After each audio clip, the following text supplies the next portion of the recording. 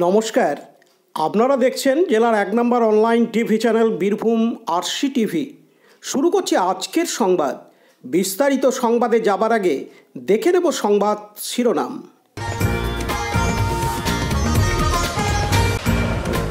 অঙ্গনওয়াড়ি কর্মী ও সহায়িকাদের অবস্থান বিক্ষোভ ও ডেপুটেশন দুবরাজপুরে।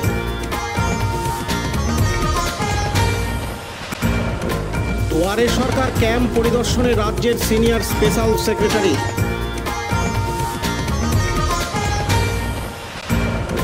বকনা গাই বিতরণ প্রাণীপালকদের হাতে মুরারোয়ে।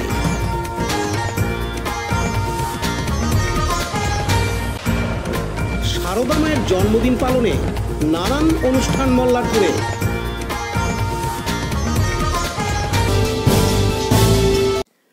পশ্চিমবঙ্গ অঙ্গনওয়াড়ি কর্মী ও সহায়িকা কল্যাণ সমিতি দুবরাজপুর ব্লকের তরফ থেকে আজ শুক্রবার 22শে ডিসেম্বর দুবরাজপুর ব্লক সুসংহত শিশু বিকাশ প্রকল্প আধিকারিকের অফিসের সামনে বসে বেলা 12টা থেকে 2টো পর্যন্ত অবস্থান বিক্ষোভ দেখানো ডেপুটেশন জমা দেন। এদিন অঙ্গনওয়াড়ি কর্মী ও সহায়িকারা তাদের 4 দফা দাবি দানে দুবরাজপুর ব্লক সুসংহত শিশু বিকাশ প্রকল্প আধিকারিকের অফিসের সামনে বিক্ষোভ দেখান। মূলত দাবি দেওয়াগুলি হলো, অন্যান্য রাজ্যের ন্যায় তাদের বেতন বৃদ্ধি করতে হবে, অঙ্গনওয়াড়ি কর্মীদের ন্যূনতম 21,000 টাকা এবং সহায়িকাদের 18,000 টাকা বেতন দিতে হবে।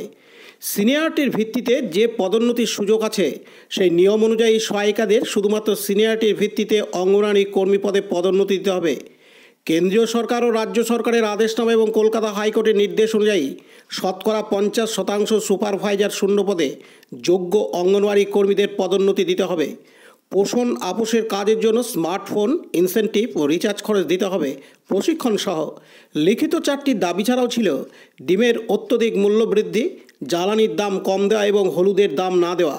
এদিন পশ্চিমবঙ্গ অঙ্গনওয়াড়ি কর্মী ও সহায়িকা কল্যাণ সমিতি দুবরাজপুর ব্লকের সভাপতি টুসু ঘোষ জানান, গোটা ওয়েস্ট বেঙ্গল জুড়ে একটা অবস্থান বিক্ষোভের একটা আবেদন করা হয়েছে সংগঠনের তরফ থেকে। সেটা আমরা অফিসের মাধ্যমে আমরা ডেট নিয়ে গিয়েছিলাম। আজকে আমাদের ডেট। অবস্থান বিক্ষোভে আমাদের 4 দফা দাবি আছে। সেটা হচ্ছে আমাদের 18 সালের পর থেকে কোনো অনারিয়াম বৃদ্ধি হয়নি। আমাদের অঙ্গনওয়াড়ি কর্মীদের 21,000 এবং সহায়িকাদের 18,000 টাকার মাইনের দাবিতে। আর এছাড়া আমাদের পোষণ অ্যাপের যে কাজটা করছি আমাদেরকে কোনো ফোন দেওয়া হয়নি, অথচ পোষণ অ্যাপের কাজ করার জন্য সরকার আমাদেরকে বাধ্য করছে।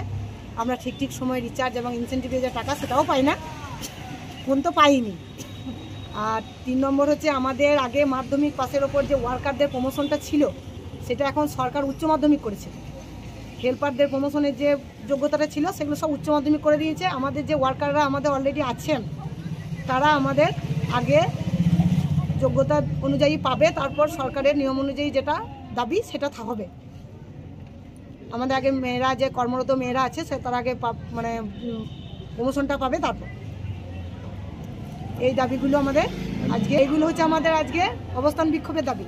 আর অফিসের আমাদের শুধু দুবরাজপুর ব্লকের দাবি হচ্ছে যে আমাদের 3 মাস, এই মাসটাকে চলাকালীন যেটা চলছে ডিসেম্বর মাস, 3 মাস বিল পাইনি। আর ডিমের দাম অত্যধিকের জন্য মেয়েরা কিন্তু আর চালাতে পারছে না।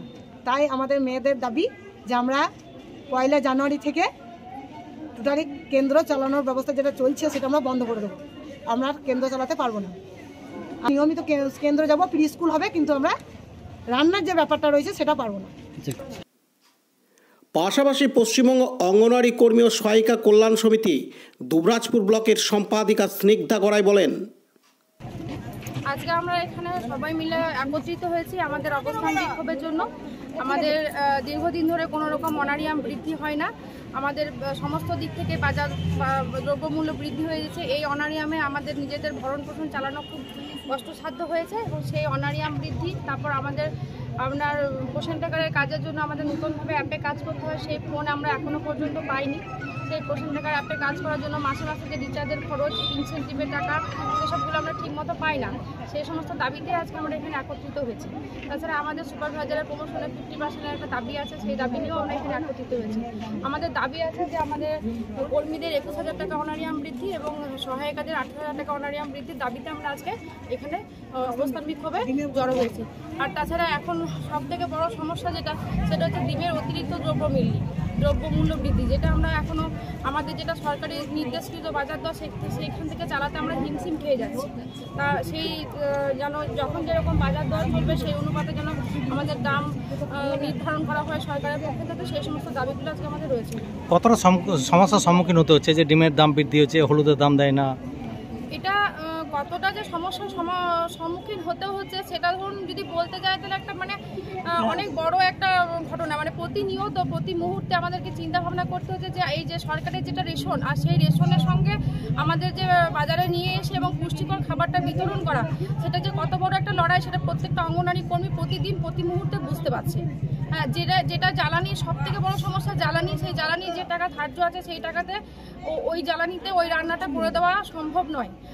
আমাদেরকে জ্বালানিতে ঘাটতি দিতে হয়, আমাদের হলুদের জন্য ঘাটতি দিতে হয়, আমাদেরকে একটা যে তরকারি ঝোল মাছের ডিমের যে কারি রান্না হবে সেই ডিমের কারিতে সবজির মশলা বা মশলার কোনো অ্যালটমেন্ট নেই, সেটা আমাদেরকে ঘাটতি মেটাতে হয়। সমস্ত দিকে আমাদেরকে ঘাটতি মিটিয়ে চলতে হয়। অন্যদিকে অঙ্গনওয়াড়ি কর্মী আসনারা বেগম জানান, লালটু মুখার্জির রিপোর্ট, বীরভূম RCTV, দুবরাজপুর। এখন বিজ্ঞাপন বিরতি, ফিরে আসছি বিরতির পর। সব থেকে ভালো চিকিৎসা সবচেয়ে কম খরচে, সবচেয়ে কম খরচে।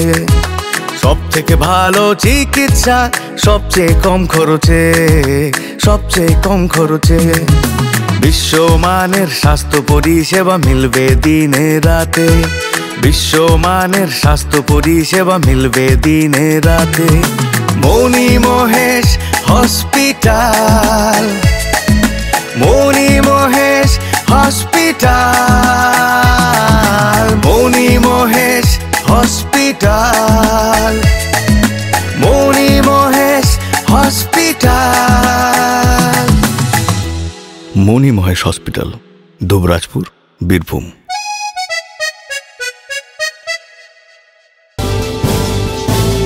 ফিরে এলাম বিরতির পর। দুয়ারে সরকার ক্যাম্পে পরিদর্শনে উপস্থিত হলেন রাজ্যের senior special secretary Jayashree Dasgupta. আজ শুক্রবার 22শে ডিসেম্বর রাজ্যের সিনিয়র স্পেশাল সেক্রেটারি ছাড়াও দুয়ারে সরকার ক্যাম্পের পরিদর্শনে যান মোরারই 1 নম্বর ব্লকের বিডিও বীরেন্দ্র অধিকারী। সঙ্গে ছিলেন মোরারই 1 নম্বর ব্লকের যুগ্ম বিডিও জাগ্রত চৌধুরী। দুয়ারে সরকার ক্যাম্পে সাধারণ মানুষেরা কত দ্রুত পরিষেবা পাচ্ছেন এবং তাদের কোনো সমস্যা হচ্ছে কিনা তা দেখার জন্যই এই দিনের এই পরিদর্শন বলে জানা যাচ্ছে প্রশাসনিক সূত্রে। এদিন এমন দুয়ারে সরকার ক্যাম্প পরিদর্শন করার জন্য প্রশাসনিক আধিকারিকরা পৌঁছান মোরারই 1 নম্বর ব্লকের পলসা গ্রাম পঞ্চায়েতের কমিউনিটি হলে। ক্যাম্পে পৌঁছে তারা সাধারণ উপভোক্তাদের সাথে কথা বলেন এবং তাদের কোনো রকম অসুবিধা হচ্ছে কিনা তা খতিয়ে দেখেন। এদিন মোরারই 1 নম্বর ব্লকের যুগ্ম বিডিও জাগ্রত চৌধুরী জানান, সরকার পরিদর্শনে এসেছিলেন রাজ্যের ARD ডিপার্টমেন্টের senior special secretary Jayashree Dasgupta madam. উনি এসে সমস্ত দুয়ারে সরকার ক্যাম্প দেখলেন এবং সমস্ত প্রকল্পের যা যা ফর্ম জমা পড়েছে সেই ফর্মগুলো বিস্তারিতভাবে উনি ভালো করে খুঁটিয়ে খুঁটিয়ে দেখলেন।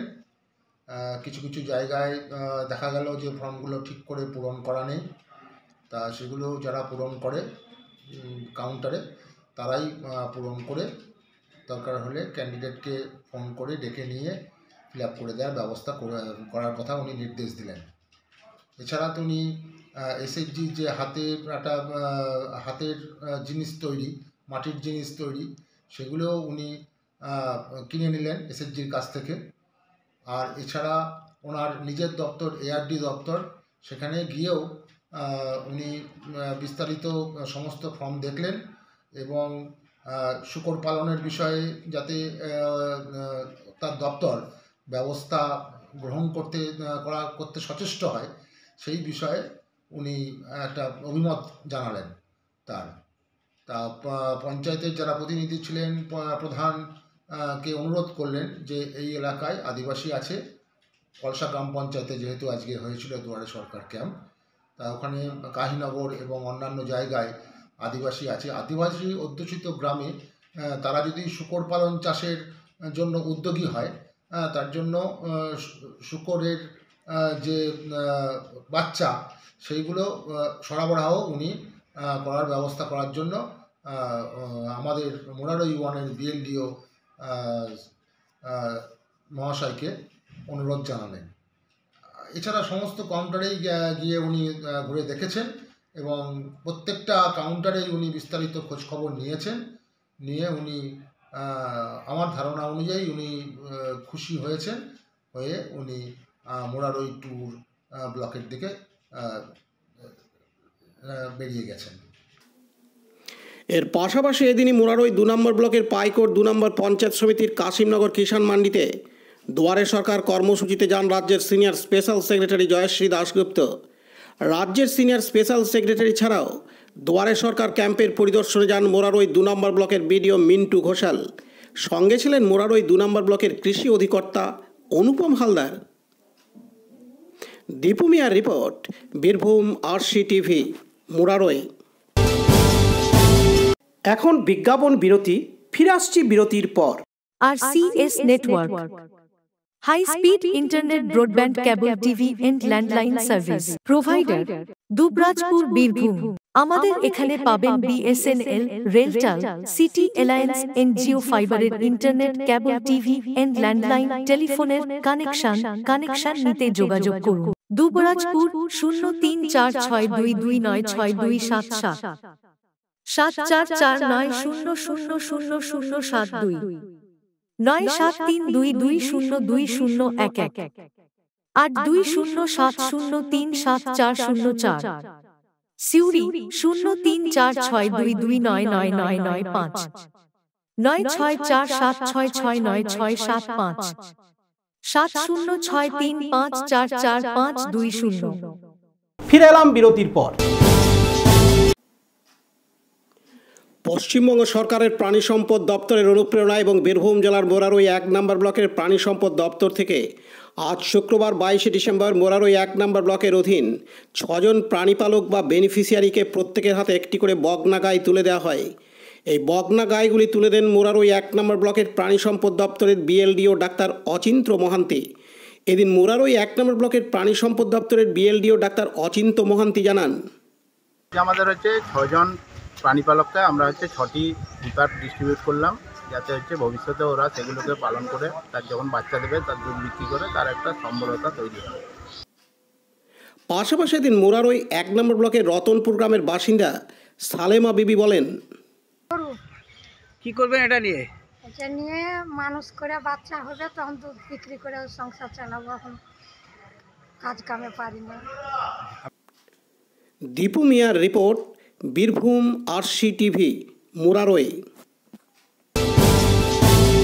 এখন বিজ্ঞাপন বিরতি, ফিরে আসছি বিরতির পর। কর্মখালী বীরভূম জেলার প্রতিটি ব্লকের সরকারি স্কুল, মাধ্যমিক, উচ্চ মাধ্যমিক ও high Madrasa company payroll a computer শিক্ষক নিয়োগ চলছে। যোগ্যতা যেকোনো শাখার স্নাতক, computer diploma, BCA, MCA, BTech, MTech। বয়স 18 থেকে 35 বছর। এই সুযোগ নিতে সরাসরি অ্যাপ্লাই করুন। dlcrecruitment.org, helpline 9643015065। ফিরে এলাম বিরতির পর। 1853 সালের 22 ডিসেম্বর বাঁকুড়ার জয়রামবাটিতে জন্মেছিলেন মা শারদা।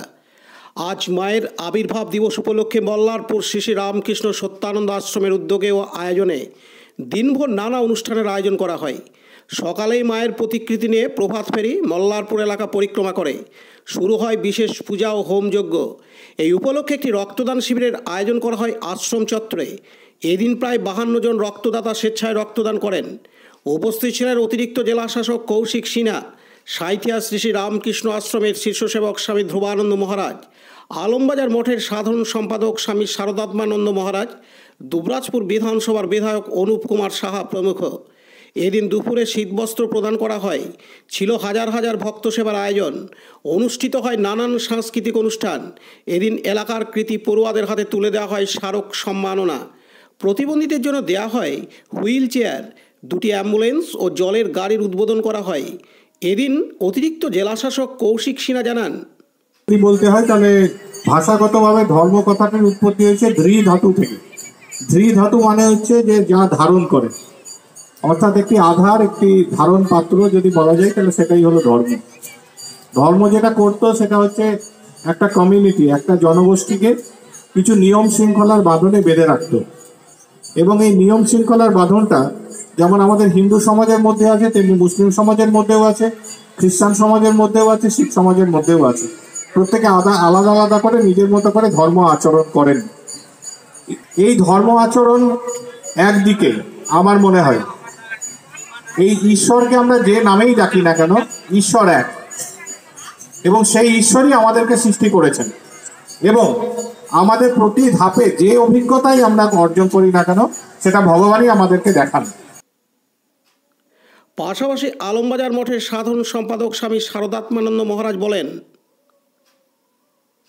সেই দুটো নদীর মাঝখানে যেখানে বট গাছের তলায় তিনি তপস্যা করে তিনি সেখানে একটি আদিবাসী পরিবার সেখানকে কেন্দ্র করে আমাদের আশ্রম থেকে আছে, সেখানে চাষবাস আছে, কিন্তু সেখান থেকে একটা আধ্যাত্মিক অনুরণন কৌশিক সিনহা সাহেব তিনিও দায়িত্ব নিয়েছেন এবং আমাদের ডিএম সাহেব সহযোগিতা করছেন। এই আশ্রম জেলা প্রশাসনের অনেক সহযোগিতা, যে পার্ক দেখছেন।